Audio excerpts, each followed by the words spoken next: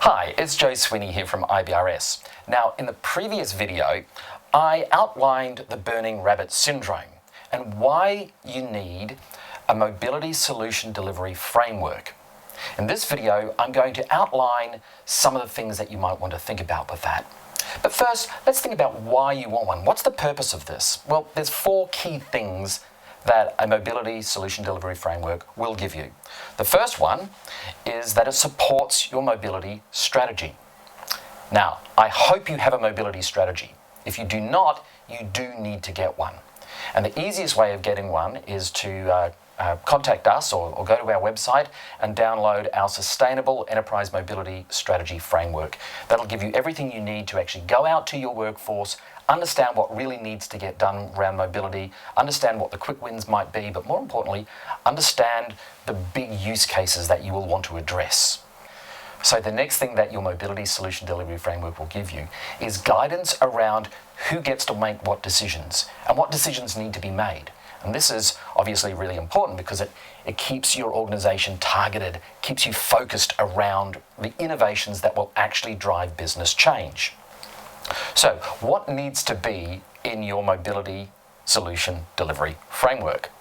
Well, when I develop these with our clients, I always include these 7 sections. The first one is the introduction. And what that does is it ties your delivery framework into the strategic imperatives that you've already discovered in your mobility strategy. And those also are linked back to your higher level ICT strategy. It also has to outline what the purpose of this framework is, and so you need to make the case, like I have with the burning rabbit syndrome, about why this is important.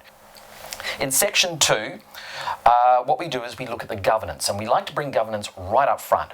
But wait, you might be thinking, I've already got too much governance in my organization. I'm just bound up by red tape. That's not the governance we're talking about. We do know that mobility projects have a different governance profile from many other ITC projects. And the reason for that is they tend to be, in some cases, they can be perceived to be quick wins, like that little rabbit, or they can be quite complex beasts that touch a lot of different endpoints and a lot of different systems. And so there are different types of governance that you need. You then need to have a section on architecture, and this is where things get very interesting. A lot of organizations focus on a technical architecture, thinking that their mobility environment is just one big collection of apps. It's not.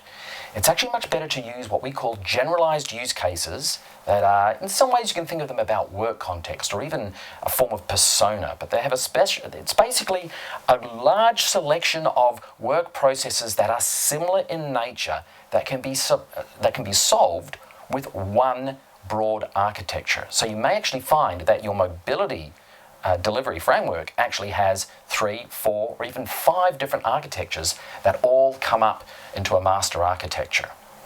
And once you've got that, you're really on the home stretch. In section 4, we move on to yet another technical layer. We're getting a little bit deeper. That's where we start to talk about the mobility standards. Now, we obviously need architectural standards and infrastructure standards and so forth, but data standards are very important, as are process standards, security standards and so forth. You need to understand what those connections are, not just for mobility, but also extending out to the rest of the organization.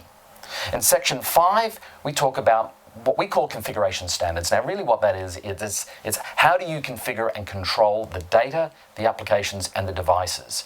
At one level, you're going to be talking about MDM, or mobile device management solutions, but it's really a bit broader than that.